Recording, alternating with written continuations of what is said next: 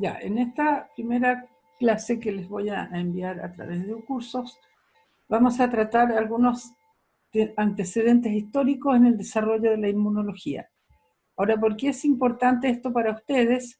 Simplemente porque entendiendo cómo surgieron los conceptos más importantes de esta disciplina y cuáles fueron los principales descubrimientos y experimentos que se hicieron a lo largo de la historia, ustedes se pueden explicar muchas de las características de las respuestas inmunes que vamos a ver en esta clase. Entonces, vamos a partir con la antigüedad. Los primeros conceptos respecto a la inmunología, a lo que hoy en día conocemos como respuestas inmunes, surgieron alrededor del año 423 a.C., año en que Tucídides, un sabio griego, escribió un libro acerca de la guerra del Peloponeso. En este libro, Tucídides se refiere al hecho de que los enfermos que han padecido una enfermedad quedan protegidos y no la sufren nuevamente. Eso está escrito, aquí hay un pedazo del libro que escribió Tucídides, donde describe la guerra entre griegos y espartanos. Tucídides relata entonces que que sentían más piedad por los enfermos y moribundos eran los que habían tenido la plaga y se habían recuperado de ellas. ¿Y por qué esta actitud? Porque ellos sabían cómo era estar enfermo y al mismo tiempo se sentían seguros, ya que nadie contraía la enfermedad 2 veces. Y si les llegaba a ocurrir, el segundo ataque nunca era fatal. Con estas palabras, entonces, Tucídides describe lo que hoy en día conocemos como memoria inmunológica. Vale decir, una vez que el sistema inmunológico ha conocido un microorganismo, en una segunda oportunidad o tercera o cuarta lo reconoce y es capaz de defenderse de él con mucho mayor prontitud y con mucho mayor eficiencia. Ahora, otra cosa que escribe Tucídides es que había una relación entre la actitud de los enfermos en cuanto a si se deprimían o no, si se desesperaban o no, y él señala que las personas que tenían esta actitud de desesperanza sufrían con mayor intensidad la enfermedad. Vale decir, esta es una de las primeras ocasiones en la historia en que se refieren a la influencia que tiene el ánimo, el estado psíquico sobre la respuesta inmunológica, lo cual está hoy en día ampliamente fundamentado. Más adelante, Tucídides se refiere a los médicos que atendían a los enfermos y primero los trata de incapaces, pero después habla de que la mortalidad en los doctores era más alta que en los otros miembros de la ciudadanía, y esto porque estaban en contacto con los enfermos. O sea, aquí Tucídides se refiere al concepto de contagio. Y todo esto hace muchísimos años atrás. Hoy en día también se sabe, hoy con esta pandemia del coronavirus, que los médicos y el personal que atiende a los enfermos está más susceptible a padecer la enfermedad. Después de Tucídides, las siguientes referencias a las enfermedades infecciosas y a las respuestas inmunes frente a estas enfermedades ocurren con algunos libros y algunas escrituras respecto a la plaga que ocurrió en el siglo XVI, donde murieron entre 30 y 50 millones de personas. Esta plaga se extendió a través de Asia, el norte de África, Arabia y Europa. Por otro lado, la peste negra, también conocida como peste bubónica, que se produjo en 1347 y 1351, fue responsable de la muerte de unos 50 millones de europeos. Para resistir frente a estas plagas, los médicos de la época y los que atendían enfermos de la época se vestían con el traje que les muestro acá, que era un traje de una tela bastante gruesa, y usaban una especie de máscara con un pico y en ese pico ponían por dentro un algodón o un género empapado en perfume con el fin de evitar los olores a muertos, ya que habían muertos en las calles, en las casas, etcétera, etcétera. En este dibujo se muestra entonces, y pueden ustedes leer el texto de cómo combatir la muerte en Roma mediante ropas protectoras, escrito el año 1656. El término inmunidad proviene, sin embargo, del antiguo Senado romano. ¿Y por qué me refiero al Senado? Porque los senadores eran inmunes por el hecho de no pagar impuestos y de no poder ser juzgados por el Poder Judicial de la época. O sea, estaban exentos de pagar impuestos. Y la palabra inmunidad entonces se usa hoy en día cuando uno está exento de padecer la enfermedad por segunda o tercera vez una vez que uno la ha tenido. Ahora sabemos que no es necesario padecer la enfermedad para tener protección frente a ella, sino que basta con que nos vacunemos.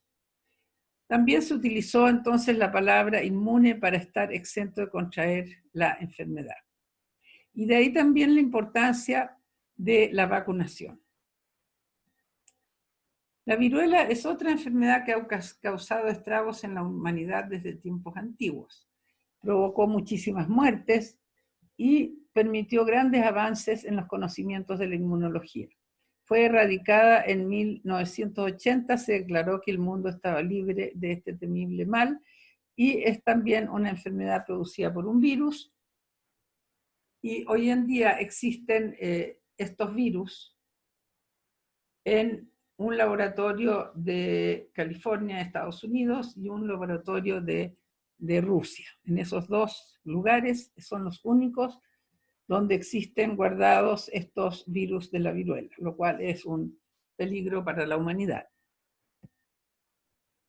Un siglo antes de la era cristiana, los chinos utilizaban uno de 3 métodos para combatir la viruela, para prevenir la viruela, para proteger a los individuos sanos de padecer la viruela. En uno, introducían en la nariz del individuo sano un algodón empapado de pus, extraído de pústulas frescas de individuos enfermos. La otra manera de hacerlo era mediante un tubo de bambú que se ponía en el orificio de la nariz, como se ve en la lámina, y se le soplaba unos restos o costras de las pústulas de la viruela. Y lo otro que se solía hacer en China era poner a un niño sano las ropas usadas por un individuo enfermo. Entonces, por cualquier de estos métodos, si es que la persona sobrevivía y padecía fiebre durante una semana, y si es que hacía la enfermedad, la hacía en forma muy atenuada, sin morir por ello. Más adelante, en 1717, esta señora, que se llama Lady Montagu, que era esposa del embajador inglés en Turquía, era una señora bastante inquieta, y notó que en Turquía los individuos se protegían de la viruela haciéndose una pequeña incisión en el brazo y poniendo el contenido de las pústulas de los enfermos. Entonces esta señora se convenció de que el método que usaban los turcos era efectivo porque esa gente quedaba protegida, y le escribió a una amiga que vivía en la corte del rey de Inglaterra, y le dijo lo que está anotado ahí. Entonces los ingleses tomaron esta recomendación de Lady Montagu, que decía que soy lo suficientemente patriótica como para tomarme la molestia de llevar esta útil invención a Inglaterra. Y no deberé fallar en escribirle a algunos de nuestros doctores particularmente sobre ello. Bueno, a raíz de esta carta, entonces los ingleses pusieron en práctica este método originario de Turquía, y lo hicieron en 2 poblaciones que no podían negarse a recibir este experimento. Y ellos fueron los presos a los que se les ofreció reducir su condena en caso de que accedieran a ser aplicada esta técnica turca, y a los niños de los orfelinatos que obviamente no recibieron nada a cambio. Lo que se hacía entonces era hacer un pequeño rasguño en el antebrazo de la persona y ponerlo en contacto con el contenido de las pústulas de la viruela. Obviamente algunos de ellos morían. Bueno, en este ambiente donde existía la recomendación de Lady Montagu, Jenner, que era un médico que trabajaba en Inglaterra, se dio cuenta de que existía un posible mecanismo para protegerse de la enfermedad. Él también simultáneamente había notado que las mujeres que ordeñaban vacas hacían en sus manos unas pústulas similares a las de la viruela y no hacían la enfermedad de la viruela. O sea, estaban protegidas. Entonces Jenner lo que hizo fue inocular a un niño, hijo del jardinero, llamado James Phipps, y le inoculó entonces el contenido seco de las pústulas de un enfermo. Esperó unos días, 6 semanas después, y le infectó deliberadamente con viruela humana. Y no se produjo ningún efecto y el niño no se repitió. No se enfermó. Luego Jenner hizo el mismo experimento 22 veces en 22 personas y ninguna de ellas sufrió enfermedades ni murió. Y entonces él publicó en una revista científica este trabajo, pero la revista científica no le creyó y entonces él tuvo que pagar la publicación de ese paper. Por si ustedes no lo saben, hoy en día los investigadores también tienen que pagar por publicar un paper, más de 1,5 millones de pesos en este caso. Ese es un paréntesis. Bueno, aquí vemos las manos de las ordeñadoras con las pústulas y la mano de un enfermo con viruela. Entonces, Miguel, no metas bulla. Entonces la idea es que se tomaba el contenido de estas pústulas y se ponía entonces en contacto con un individuo sano. Ahora, en el caso del experimento de Jenner es muy interesante ver que la materia que él tomaba de las manos de las ordeñadoras era provocada por el virus bovino, o sea, por la especie de virus que ataca a las vacas. Y a pesar de no ser un virus humano, se producía protección, de manera que ahí podemos deducir que había una antigenicidad cruzada entre ambos, que es también un aspecto muy interesante de la respuesta inmunológica. Ahora, posteriormente interviene Louis Pasteur, un genio de la ciencia, que demostró varias cosas, entre ellas demostró la falsedad de la teoría de la generación espontánea, que manifestaba que los microorganismos aparecían de la nada en los tejidos. Y enunció la teoría microbiana o germinal de las enfermedades, según las cuales estas se deben a la penetración en un cuerpo sano de microorganismos patógenos. Y también estudió y practicó la vacunación contra la rabia. Este caballero, ¿por qué lo nombro acá? Lo nombro acá porque él, con sus experimentos hechos en animales, le dio una base científica a lo desarrollado por Jenner en forma empírica en humanos. Esto quiere decir que Jenner no tenía una evidencia científica que apoyara el método que estaba usando, simplemente lo utilizó pensando que era posible, o sea, no hizo una comprobación de su hipótesis antes de utilizar al ser humano como animal experimental, lo cual es una falta flagrante a la ética. Y el experimento que permitió a Pasteur dar un fundamento científico a lo que había hecho Jenner fue con el bacilo del cólera aviar. Cuando Pasteur cultivaba estos bacilos y posteriormente los inoculaba en un ave, esta moría, como se ve en la primera columna.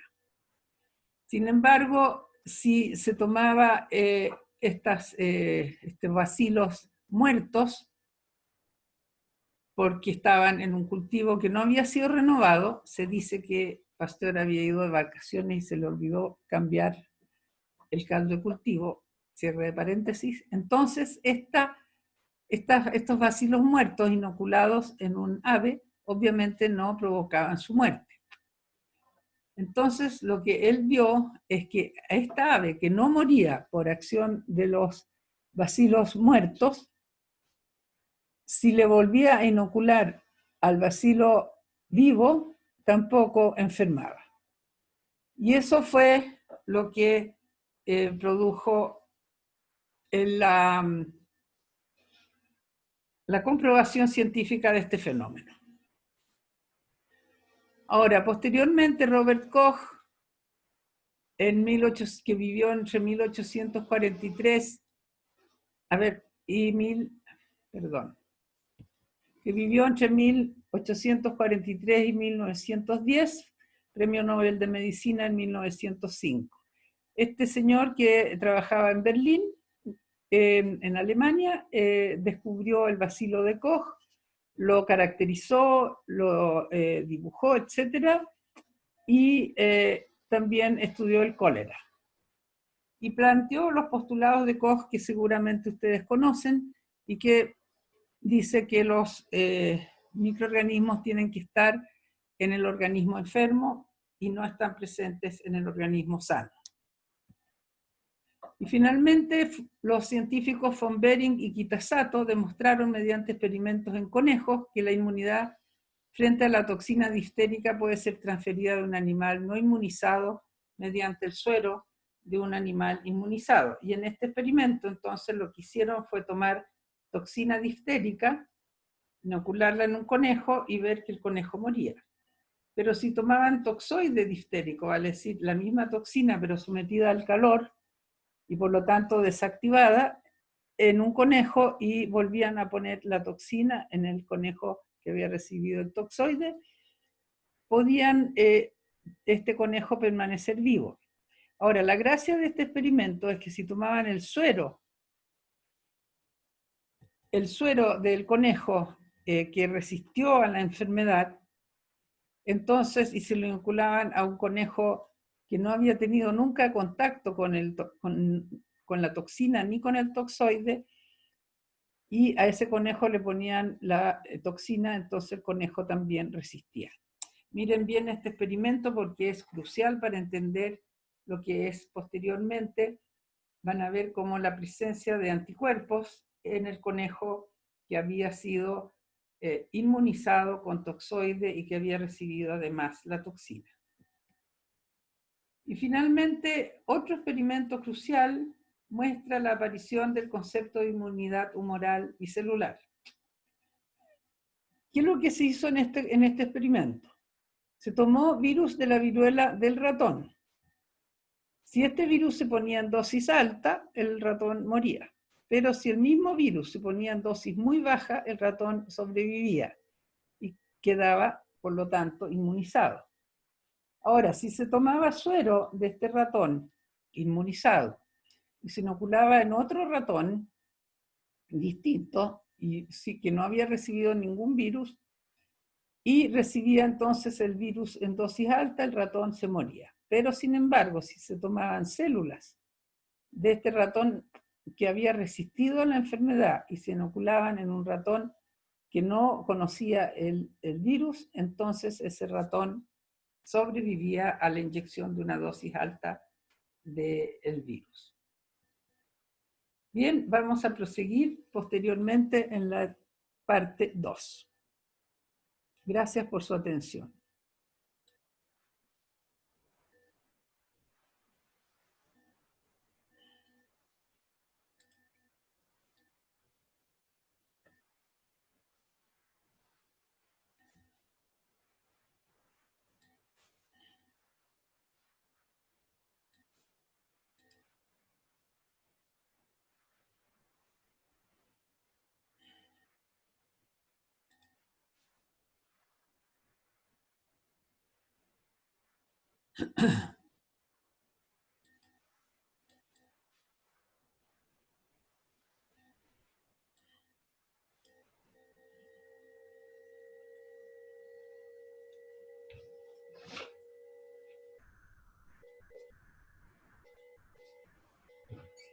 Miguel, ¿no ves que estoy grabando una clase? ¿Para qué te ponías a meter bulla?